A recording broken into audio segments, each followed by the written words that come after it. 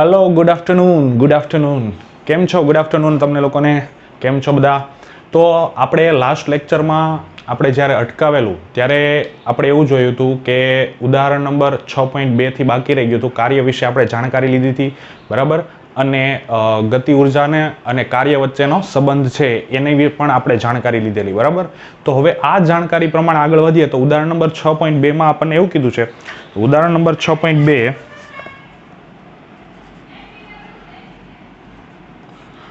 तो उदाहरण नंबर 6.2 में आपने એવું કીધું છે કે આપણે જાણીએ છીએ કે વરસાદનું ટીપું નીચે તરફ લાગતા ગુરુત્વાકર્ષણ બળ અને વિરુદ્ધ દિશામાં લાગતા અવરોધક બળની અસર હેઠળ પડે છે। અવરોધક બળ ટીપાની ઝડપના સમપ્રમાણમાં હોય છે જે સામાન્ય રીતે જાણી શકાતું નથી। ધારો કે 1 ગ્રામ દળનું એક ટીપું છે, અહીંયા દળ આપણને આપેલું છે, દળ લખી લઈએ m = 1.0 ગ્રામ બરાબર। આને પહેલા તો કિલોગ્રામમાં ફેરવીએ એટલે કે 10⁻³ કિલોગ્રામ बराबर है। एसआई एकम पद्धति प्रमाण फेरवू पड़शे। तो टीपू है 1 किलोमीटर ऊंचाई थी पड़े छे एटले के अहींया आपणे ऊंचाई आपेली छे h = 1 किलोमीटर। आ पण एसआई एकम पद्धति प्रमाणे फेरवीए तो शुं थई जशे 10⁻³ मीटर। ओके, हवे आगळ वात करीए के ते जमीन पर 50 मीटर प्रति सेकंड नी झड़पथी स्पर्शे छे। तो अहींया झड़प आपणे आपेली छे v = 50 मीटर प्रति सेकंड। ओके, तो आ प्रमाणे झड़पथी स्पर्शे छे तो अहींया आपने ए मां एवुं कीधुं छे गुरुत्वाकर्षण बळ वडे थतुं कार्य केटलुं हशे बराबर छे। तो गुरुत्वाकर्षण बळ वडे कार्य थतुं शोधवानुं छे। तो अहींया आपणे पहेला शोधी लईए के अहीं ए पार्ट गुरुत्वाकर्षण बळ वडे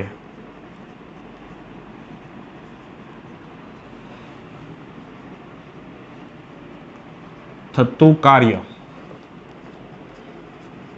तो खास ध्यान रखो गुरुत्वाकर्षण बळ वडे केटलुं कार्य थशे के पदार्थ जेटलो ऊंचाईए छे बराबर तो ई कंईक ऊंचाईए छे, अहींया आपणे 1 किलोमीटर ऊंचाई आपेली छे। तो आ 1 किलोमीटर ऊंचाई पदार्थ छे एने जमीन सुधी लाववा माटे जे बळ लागे छे बराबर तो एना वडे थतुं कार्य एटले के अहींया टीपा उपर लागतुं बळ कयुं हशे? वजन बळ बराबर। तो अहींया वजन बळ गुण્યા जे अंतर कापेલું છે ई कापेલું अंतर बराबर। तो આપણને ખબર જ છે કાર્યનું સૂત્ર પણ ખબર છે બળ બરાબર કાર્ય બરાબર શું થશે? બળ ગુણ્યા સ્થાનાંતર। તો એ પ્રમાણે વાત કરીએ તો અહીંયા થતું કાર્ય જે છે तो अहींया W(g) लखीए छीए गुरुत्वाकर्षण बळ वडे थतुं कार्य बराबर।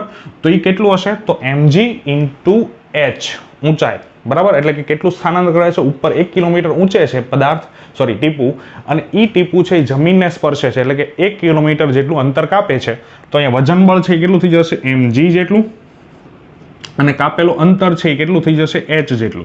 તો m કેટલું આપણને આપેલું છે? 10⁻³ g નું મૂલ્ય લઈએ ગુરુત્વાકર્ષણ માટે ગુરુત્વ પ્રવેગ બરાબર છે। ગુરુત્વ પ્રવેગનું મૂલ્ય કેટલું થઈ જશે? આપણે અંદાજિત લઈ લઈએ 10 બરાબર છે। હકીકતમાં 9.8 હોય છે પણ આપણે નોર્મલી દાખલા માટે 10 નો ઉપયોગ કરીએ છીએ। 10 મીટર પ્રતિ સેકન્ડ સ્ક્વેર પ્રમાણે જઈએ અને ગુણ્યા 1 કિલોમીટર બરાબર અંતર કાપેલો કેટલું થઈ જશે? 10⁻³ તો અહીંયા કાર્ય જે થશે એ કાર્ય કેટલું થઈ જશે? तो 10⁻³ 10+3 उड़ी जशे એટલે થશે કાર્ય છે એ કેટલું થશે? 10 જૂલ થશે। એટલે ગુરુત્વાકર્ષણ બળ વડે થતું કાર્ય 10 જૂલ બરાબર છે। હવે આગળ આપણને વાત કરી છે કે ભાઈ બી માં એવું કીધું છે કે અજ્ઞાત અવરોધક બળ વડે થતું કાર્ય કેટલું હશે બરાબર। એટલે કે અહીંયા અવરોધક બળ કારણ કે અહીંયા જમીન ઊંચાઈથી જમીન પર વરસાદનું ટીપું પડે છે तो ए वखते आपणे बात करिए तो अहींया जे ऊंचाई अंतर कापे छे ए प्रमाणे आ बळ एटलुं कार्य थाय छे गुरुत्वाकर्षण बळ। तो अहींया कुल कार्य छे ई कंईक कार्य अलग ज हशे बराबर। तो ई आपणे पहेला शोधવું પડશે। तो अहींया पहेला आपणे बात करिए के अहीं गति ऊर्जामां थतो फेरफार पहेला जो शोधी लઈએ बराबर छे कारण के गति ऊर्जामां थतो फेरफार आपणे शुं आपशे? कुल कार्यનું મૂલ્ય આપશે बराबर। આપણે અહીંયા કાર્ય ઊર્જા માટેના જે આપણો આગળની થિયરી તેમાં ઓલરેડી ભણી ગયા છે બરાબર। તો અહીં ગતિ ઊર્જામાં થતો ફેરફાર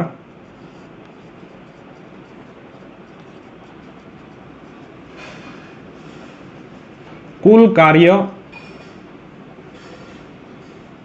મૂલ્ય આપે છે।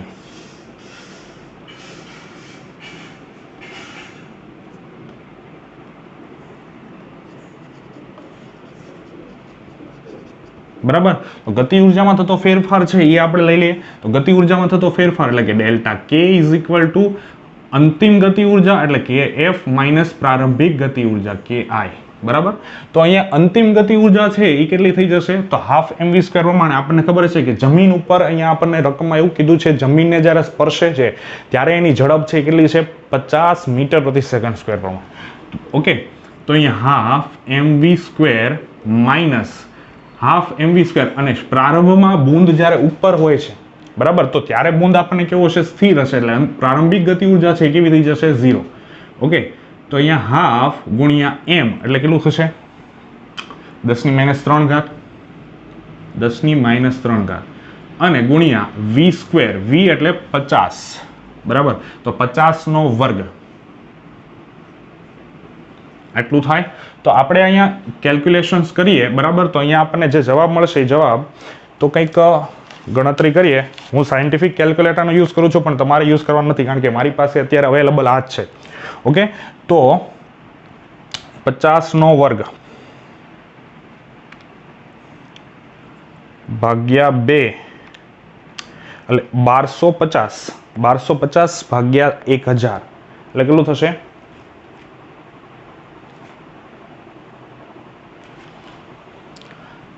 1.25, બરાબર, જૂલ. આ વસ્તુ ખાસ ધ્યાન રાખજો, એકમ લખવાનું ખાસ ભૂલતા નહીં, બરાબર. ઉર્જાનો એકમ અને કાર્યનો એકમ બંનેનો એકમ કેવો છે? જૂલ છે. તો અહીંયા કુલ કાર્ય છે એ 1.25 છે, બરાબર. ગતિ ઉર્જામાં થતો ફેરફાર 1.25 છે અને ગુરુત્વાકર્ષણ બળ વડે 10 જૂલ કાર્ય થાય છે. તો અહીંયા 10 જૂલ કાર્ય થઈ ગયું છે ગુરુત્વાકર્ષણ બળ વડે. તો બાકીનું કાર્ય ક્યાં જશે? તો અહીં અવરોધક બળ વડે થતું કાર્ય,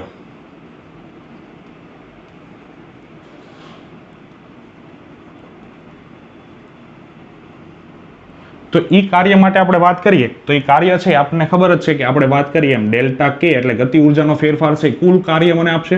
તો કુલ કાર્ય છે કેટલું થઈ જશે? તો ગુરુત્વાકર્ષણ બળ વડે થતું કાર્ય અને અવરોધક બળ વડે થતું કાર્ય. આ અવરોધકને R વડે દર્શાવે છે, બરાબર, રેઝિસ્ટન્સ.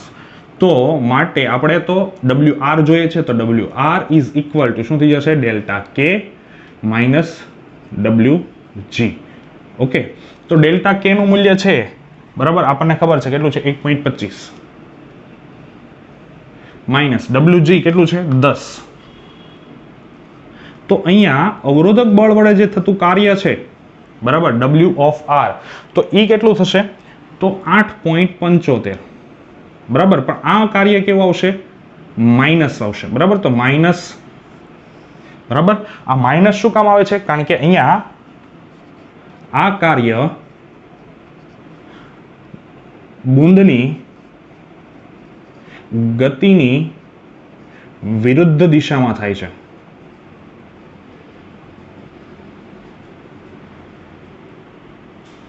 માટે આ મૂલ્ય કેવું મળે છે?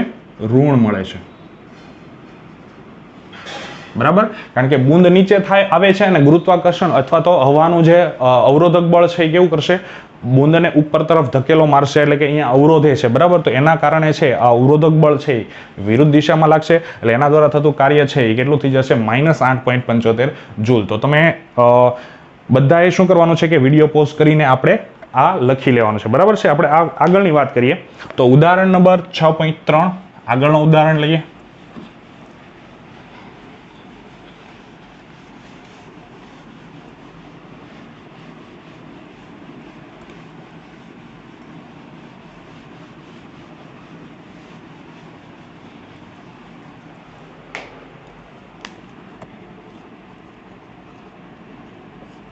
બરાબર છે.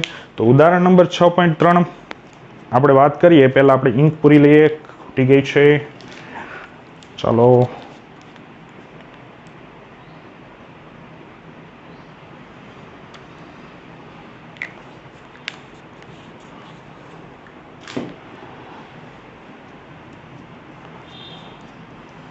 તો ઉદાહરણ નંબર 6.3 છે એમાં આપણને એવું કીધું છે 6.3 કે ભાઈ એક સાયકલ સવાર છે 10 મીટર અંતર ઘસડાઈને સ્થિર થાય છે, બરાબર. એટલે કે અહીંયા સાયકલ સવાર 10 મીટર અંતર ઘસડાઈને સ્થિર થાય છે, એટલે અહીંયા કાપેલું અંતર છે, બરાબર, ડી લખીએ અથવા તો એલ લખીએ, જે પણ લખી શકવું હોય લખી શકાય, બરાબર. તો 10 મીટર આપણને આપેલું છે અને એટલું ઘસડાઈને શું થાય છે? સ્થિર થાય છે. તો આ ઘટના દરમિયાન રસ્તા વડે સાયકલ પર લાગતું બળ છે એ કેટલું છે? 200 ન્યૂટન બળ છે. તો F is equal to 200 newton. Okay, તો ગતિની વિરુદ્ધ દિશામાં લાગે છે, બરાબર. એટલે કે જે ગતિ થાય છે એની વિરુદ્ધ દિશામાં લાગે છે એટલે અહીંયા બળ છે એ કેવું થઈ જશે? માઇનસ થશે, બરાબર. ગતિની વિરુદ્ધ દિશામાં લાગે છે એટલા માટે માઇનસ લેવાનું છે. ઓકે, આગળ વાત કરીએ તો પેલું આપણને એવું કીધું છે કે રસ્તા વડે સાયકલ પર થતું કાર્ય કેટલું હશે, બરાબર. તો રસ્તા વડે સાયકલ પર કેટલું કાર્ય થશે? તો અહીં રસ્તા વડે સાયકલ પર થતું કાર્ય, બરાબર, એ પાર્ટ. તો આપણને બધાને જ ખબર છે. તો કાર્ય બરાબર શું થશે? બળ ગુણ્યા સ્થાનાંતર, બરાબર. તો બળ આપણને આપેલું છે કેટલું છે? -200. ખાસ ધ્યાન રાખજો, વિરુદ્ધ દિશામાં થાય છે એટલા માટે -200 આવશે, બરાબર છે. અને આવી રીતે ન લખવું હોય, બરાબર, અહીંયા માઇનસ નિશાની ન લખવી હોય તો પણ કંઈ વાંધો નથી. તો આપણે આને સદિશ સ્વરૂપે જવું પડશે, બરાબર. તો સદિશ સ્વરૂપે જો જઈએ, ઓકે, તો શું લખવું પડશે? તો FD cos θ, બરાબર. તો અહીંયા કેટલો થીટા કેટલો મળે છે? 180 ડિગ્રી, બરાબર. અથવા તો પાઈ ડિગ્રી, જે લખવું એ પણ લખી શકાય, બરાબર. વિરુદ્ધ દિશામાં થાય છે એટલા માટે. તો અહીંયા શું થઈ જશે? 200 ગુણ્યા ડી એટલે સ્થાનાંતર, એટલે કે 10 ગુણ્યા cos પાઈ, બરાબર. અને આપણને ખબર છે cos pi is equal two કેવું થશે? -1 થશે. અથવા તો વિરુદ્ધ દિશામાં થાય છે એના કારણે અહીંયા માઇનસ નિશાની લઈને દાખલો ગણવો હોય તો પણ ગણી શકાય, કોઈ જાતનો પ્રોબ્લેમ થતો નથી, બરાબર. બંને રીતે સાચો જ દાખલો ગણાશે. તો અહીંયા કાર્ય છે એ કાર્ય કેટલું થશે? -2000 જૂલ જેટલું કાર્ય થાય, બરાબર છે. તો રસ્તા વડે સાયકલ પર થતું કાર્ય એટલું થશે. હવે પાર્ટ બી જે છે, તો પાર્ટ બી જે છે એમાં આપણને એવું કીધું છે કે સાયકલ વડે રસ્તા પર થતું કાર્ય કેટલું હશે, બરાબર. તો સાયકલ વડે રસ્તા પર થતું કાર્ય,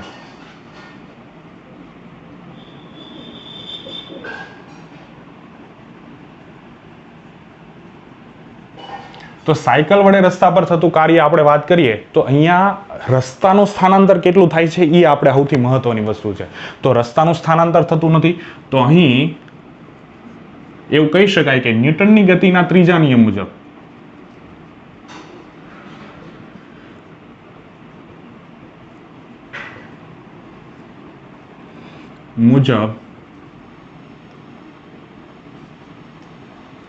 શું લખી શકાય કે જેટલું બળ સાયકલ રસ્તા ઉપર લગાડશે એટલું જ બળ રસ્તો સાયકલ ઉપર લગાડે છે, બરાબર. તો જેટલું બળ રસ્તો સાયકલ પર લગાડશે તેટલું જ બળ સાયકલ રસ્તા પર લગાડે છે, બરાબર છે. તો હવે અહીંયા બંનેનું બળ તો સરખું છે, ઓકે, 200 ન્યૂટન જેટલું બળ લાગે છે. પણ અહીંયા શું થાય છે કે સાયકલનું સ્થાનાંતર થાય છે એટલા માટે અહીંયા કાર્ય મળે છે, પણ અહીંયા રસ્તાનું સ્થાનાંતર થશે નહીં. પરંતુ અહીંયા શું લખવું પડશે કે પરંતુ અહીં રસ્તાનું સ્થાનાંતર થતું નથી, બરાબર છે. તો સ્વાભાવિક જ છે રસ્તાનું સ્થાનાંતર થતું નથી. તો અહીં અથવા તો માટે સાયકલ વડે રસ્તા પર થયેલું કાર્ય કેવું હશે? શૂન્ય થાય, બરાબર છે. તો આ રીતનો આપણો દાખલો હશે. ઉદાહરણ નંબર 6.3. તો હોપ કે તમને ખબર પડી હશે, બરાબર છે. ખબર પડી હોય તો મેસેજમાં રિપ્લાય કરો, બરાબર છે. અને હવે આપણે અહીંયા તમે વિડીયો પોઝ કરીને, બરાબર છે, આ દાખલાનું થોડુંક તમે લખી લેજો. હવે આપણે આગળ વાત કરીએ આપણા આગળના ટોપિક માટે.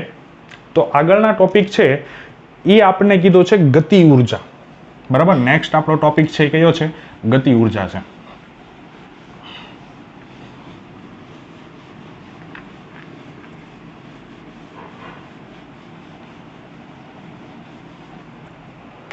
બરાબર. આપણો આગળનો ટોપિક ગતિ ઉર્જા. બરાબર. ગતિ ઉર્જા વિશે આપણે થોડીક આગળ પણ માહિતી લીધી હતી. બરાબર. ફરીથી થોડીક માહિતી લઈ લે કે ભાઈ કોઈ પણ પદાર્થ છે, બરાબર, કોઈ પણ પદાર્થ, કોઈ પણ વર્લ્ડ, યુનિવર્સ, કોઈ પણ જગ્યા ઉપર કોઈ પણ પદાર્થ ગતિમાં હોય, બરાબર, ગતિમાં હોય એટલે કે અહીંયા પદાર્થ છે એનો કંઈક વેગ હોય, બરાબર, તો એ પદાર્થ શું હશે, એની પાસે પોતાની કંઈક ગતિ ઉર્જા હશે. બરાબર. ધારો કે v જેટલા વેગથી કોઈ પદાર્થ ગતિ કરે છે, બરાબર, અહીંયા લખી શકાય કે અહીં ધારો કે કોઈ પદાર્થ v જેટલા વેગથી ગતિ કરતો હોય તો તે પદાર્થ ની ગતિ ઉર્જાને k વડે દર્શાવાય. બરાબર છે. તો k ઇઝ ઇક્વલ ટુ શું થઈ જશે, half m into v dot v. બરાબર. સદિશ v ડોટ v એટલે કે અહીંયા બે સદિશોનો અદિશ ગુણાકાર છે, માટે k છે ગતિ ઉર્જા છે કેવી રાશિ થઈ જશે, અદિશ રાશિ થશે. બરાબર. તો માટે k is equal two half mv square. બરાબર છે. ગતિ ઉર્જા છે એ અદિશ રાશિ છે, તેમજ ગતિ ઉર્જા છે, બરાબર, એનો એકમ, ગતિ ઉર્જાનો એકમ, બરાબર, શું થઈ જશે, જૂલ થાય. બરાબર. અથવા તો જૂલ લખી શકાય પૂરેપૂરું, જૂલ થાય, જૂલ છે. ઓકે. આગળ વાત કરીએ. બરાબર.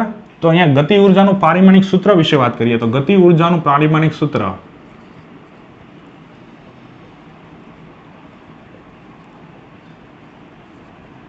બરાબર. ગતિ ઉર્જાનું પારિમાણિક સૂત્ર k ઇઝ ઇક્વલ ટુ, આપણને બધાને જ ખબર છે કે અહીંયા સૂત્ર જોયું, હાફ mv સ્ક્વેર. તો અહીંયા હાફ mv સ્ક્વેર આ પ્રમાણે મુજબ, હાફને તો આપણે પારિમાણિક સૂત્રમાં ગણવાનું જ નથી, અચળ સંખ્યા હોય એને તો કોઈ દી ગણવાની જ નહીં. અહીંયા m દળ એટલે કિલોગ્રામ, તો આનો એકમ જૂલ છે એ કહી દીધો આપણને. બરાબર. તો j is equal two kilogram, બરાબર, અને વેગ એટલે શું થઈ જશે, મીટર પ્રતિ સેકન્ડ, આ બંનેનો વર્ગ. બરાબર છે. તો મીટર પ્રતિ સેકન્ડ આ બંનેનો વર્ગ છે, તો માટે j ઇઝ ઇક્વલ ટુ શું થઈ જશે, કિલોગ્રામ મીટર સ્ક્વેર સેકન્ડની -2 ઘાત. તો પારિમાણિક સૂત્ર શું થઈ જશે, mlt પ્રમાણે ગણીએ તો m એટલે દળ, એટલે કે m ની 1 ઘાત, l ની 2 ઘાત અને t ની -2 ઘાત. તો પારિમાણિક સૂત્ર જે કાર્યનું આવે છે એવું જ ગતિ ઉર્જાનું પારિમાણિક સૂત્ર આવશે. તો આ ગતિ ઉર્જા વિશે માહિતી થઈ ગઈ. બરાબર છે. તો હવે આગળ વાત કરીએ આપણે. તો આના વિશે વાત કરી નાખી ગતિ ઉર્જા. તો એવું હું આ માનું છું કે તમને ગતિ ઉર્જામાં ખબર પડી છે. બરાબર છે. તો તમારે આ ગતિ ઉર્જાની થિયરી છે એ પણ તમારે વિડીયો પોઝ કરીને જ્યારે વિડીયો આપણો પૂરો થાય ત્યારે લખી લેવાની છે. બરાબર છે. તો અહીંયા ગતિ ઉર્જા વિશે આપણે આવી રીતે સમજી શકીએ. ઓકે. હવે આગળ વાત કરીએ. અહીંયા એની માટેનું એક ઉદાહરણ આપેલું છે. ઉદાહરણ નંબર 6.4. બરાબર. અહીંયા ઉદાહરણ નંબર 6.4 છે, એમાં આપણને એવું કીધું છે, ઉદાહરણ નંબર 6.4,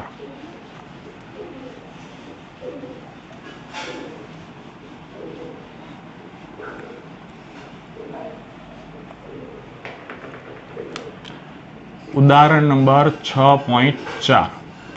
તો ઉદાહરણ નંબર 6.4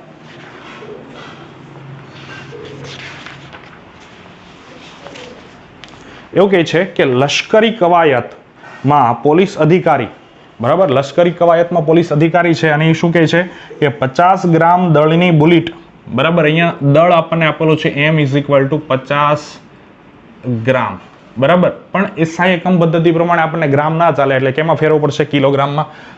તો 50 ગુણ્યા 10 ની -3 ઘાત કિલોગ્રામ તરીકે પણ લખી શકાય. ઓકે. આગળ વાત કરીએ.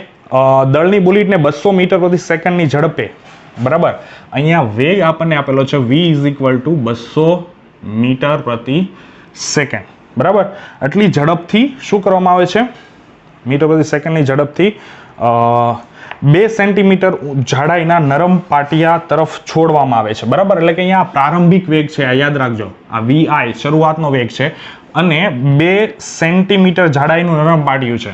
એટલે કે અહીંયા જાડાઈને આપણે બી વડે દર્શાવીએ, બરાબર. તો 2 સેન્ટીમીટર, અને આને મીટરમાં ફેરવીએ તો કેટલું થઈ જશે? 2 × 10⁻² મીટર. ઓકે, આગળ વાત કરીએ. તરફ છોડે છે તો બુલેટને તેના પ્રારંભિક ગતિ ઉર્જાના 10% ઉર્જા સાથે તેમાંથી બહાર નીકળે છે. એટલે કે આ પાટિયું જે છે, બરાબર, તો એ પાટિયામાંથી 10% જેટલા ભાગથી જ, અથવા તો 10% ગતિ ઉર્જાથી જ બહાર નીકળે છે. અને બહાર નીકળતી બુલેટની ઝડપ કેટલી હશે? બરાબર, તો અહીંયા બહાર જે પાટિયામાંથી નીકળી જાય છે પછી જે ઝડપ છે એ ઝડપ કેટલી હશે? તો અહીંયા સિચ્યુએશન ધારી લઈએ કે કંઈક આવી રીતની રચના હશે, કે આ એક પાટિયું છે એવું ધારી લઈએ. આ પાટિયાની જાડાઈ છે, એ જાડાઈ 2 સેન્ટીમીટર છે, બરાબર. હવે એક બુલેટ છે, એને આ બાજુ પાટિયા ઉપર છોડવામાં આવે છે, બરાબર. આ બુલેટ છે, અને આની ઝડપ છે v = આપણને આપેલી છે vi = 200 મીટર પ્રતિ સેકન્ડ, બરાબર. આટલી ઝડપથી આ પાટિયામાં છોડવામાં આવે છે, અને આ પાટિયામાંથી આ 2 મીટરનું જાડું છે પાટિયું. હવે આ બુલેટ છે એ ક્યાંક અહીંયા આવે,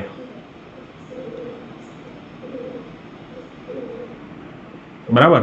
તો એનો વેગ ધારો કે vf હોય ફાઇનલ, બરાબર છે. તો આ ફાઇનલ વેગ છે એ શોધવાનું કીધું છે, પાટિયામાંથી બહાર નીકળી ગયા પછીની વાત છે, બરાબર. તો અહીંયા ગતિ ઉર્જાનો ફેરફાર આપેલો છે. ધારો કે અહીંયા ગતિ ઉર્જા, પ્રારંભિક ગતિ ઉર્જા ki છે, એ આપણે શોધવાની છે, અને kf = આપણને આપેલું છે, કેટલું છે? ki ના 10%, બરાબર. એટલી ગતિ ઉર્જા આપણને આપેલી છે, આટલું મૂલ્ય આપણને આપેલું છે. તો પ્રારંભિક ગતિ ઉર્જા શોધી લઈએ તો અહીં બુલેટની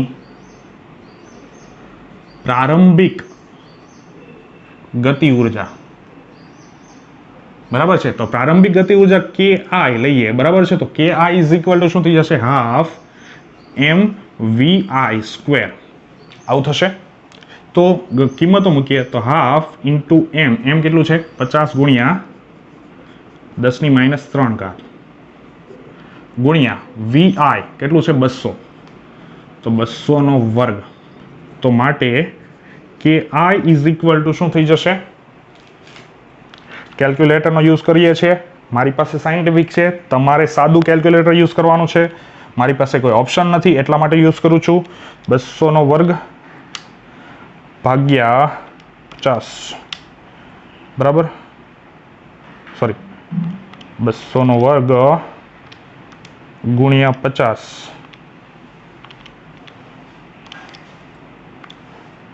ભાગ્યા 2 ભાગ્યા 10⁻³ એટલે કે 1000. એટલે આપણી પાસે જવાબ આવશે 1000, બરાબર. તો 1000 જૂલ જેટલી પ્રારંભિક ઉર્જા છે, બરાબર. હવે પાટિયાની બહાર નીકળી જાય છે એટલે અંતિમ ગતિ ઉર્જા છે કેટલી થઈ જશે? આપણને અહીંયા કીધું છે 10%. તો અહીં પાટિયામાંથી અથવા તો બ્લોકમાંથી, જેમાંથી હોય, બરાબર છે, તો માંથી બહાર નીકળ્યા બાદ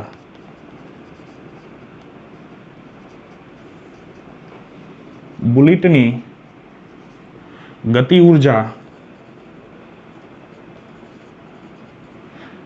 પ્રારંભિક ગતિ ઉર્જાના 10% જેટલી જ રહે છે. માટે અહીંયા આપણે આગળ વધીએ તો શું થઈ જશે? kf = અહીંયા આપણે આગળ લીધું એમ, kf = ki ના 10%, બરાબર. ki છે કેટલું આપણને આપેલું છે? 1000. તો અહીંયા ki ના 10% લઈએ તો કેટલું થઈ જશે? 1000 × 10/100. આ બેઝિક મેથ્સ છે, બરાબર છે. તો માટે kf = શું થશે? 100 જૂલ, બરાબર. એટલે અંતિમ ગતિ ઉર્જા છે કેટલી છે? 100 છે. તો આપણે શોધવાનો છે કે વેગ કેટલો હશે, ફાઇનલ વેગ, બરાબર. તો આપણને પાછું એક સૂત્ર ખબર છે કે ગતિ ઉર્જા KF is equal two half mvf square. આપણે vf શોધવાનો છે તો એને કરતા બનાવી લઈએ તો vf square is equal two 2kf છેદમાં m. માટે vf is equal two under route કિંમતો મૂકીએ તો 2 ગુણ્યા kf કેટલું છે 100 ભાગ્યા m દળ કેટલું છે 50 ગુણ્યા 10 ની માઇનસ 3 ઘાત 50 ગુણ્યા 10 ની માઇનસ 3 ઘાત. તો માટે vf તો vf ઇઝ ઇક્વલ ટુ 200 ભાગ્યા 50 બરાબર 4 ગુણ્યા 1000 એટલે 4000. તો 4000 નું વર્ગમૂળ વર્ગમૂળમાં 4000 તો આપણને જે જવાબ મળશે એ જવાબ આવશે 63.2 અથવા તો 63.24 જે લખવું એ લખી શકાય બરાબર. તો 63.24 મીટર પ્રતિ સેકન્ડ આ થઈ ગયો આપણો જવાબ બરાબર છે. તો દાખલા નંબર ઉદાહરણ નંબર 6.4 છે એમાં આપણને જે પાટિયું આપેલું છે પાટિયામાંથી બહાર નીકળી ગયા પછી જે બુલેટની ઝડપ હશે એ કેટલી હશે 63.24 મીટર પ્રતિ સેકન્ડ જેટલી હશે બરાબર છે. પ્રારંભમાં 200 જેટલી હતી, પાટિયામાંથી બહાર નીકળી ગયા પછી કેટલી વધશે 63.24 મીટર પ્રતિ સેકન્ડ. તો આજનો લેક્ચર અહીંયા આપણે પતાવીએ, મળીએ નેક્સ્ટ લેક્ચરમાં. તો બધાને મજા આવી હશે, મળીએ નેક્સ્ટ લેક્ચર માટે. હવે આજના ટોપિકમાં જેટલું ચાલ્યું, આજના લેક્ચરમાં જેટલું ચાલ્યું છે બરાબર, તો એમાં જો કોઈને કંઈ પણ ક્વેરીઝ હોય બરાબર, તો જો મારી સ્કૂલના જ હોય બરાબર, તો તમને મારો વોટ્સએપ નંબર ખબર જ છે બરાબર, મને ડાયરેક્ટ તમે મેસેજ કરીને કરી શકો છો. અને જો મારી સ્કૂલના નથી તમે, તો તમે નીચે કોમેન્ટ્સમાં લખજો કે તમને શું ક્વેરીઝ છે આજના લેક્ચર માટે બરાબર, તો હું તમને એ ક્વેરીઝ સોલ્વ કરીને જણાવી દઈશ બરાબર છે.